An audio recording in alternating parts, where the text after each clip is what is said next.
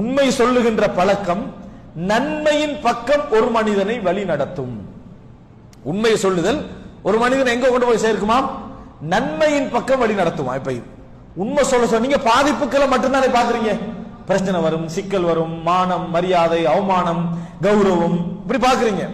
அதெல்லாம் ஒரு பக்கம் வச்சுட்டு இது உங்களுக்கு எதன் பக்கம் வழி நடத்தும் என்று சொன்னால் நன்மையின் பக்கம் வழி நடத்தும். இப்படி ஒரு மனிதன் உண்மை சொல்லிக் கொண்டே இருப்பான். ஹத்தா ஹத்தா யுக்தப இந்தல்லாஹி, அதான் அல்லாஹ்விடத்திலே சித்தீகன், உண்மையாளன். சித்தீக்கு நான் ஒரு விளக்கம் பின்னால சொல்லுவேன்.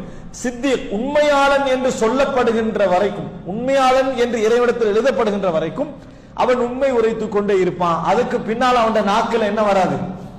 பொய் வராது. அவனுக்கு பேசினாலே உண்மைதான் வரும், பேசினாலேயே உண்மைதான் வரும். பேசினாலே உண்மைதான் வரும்டா நண்பர்கள் குறைஞ்சிருவாங்க.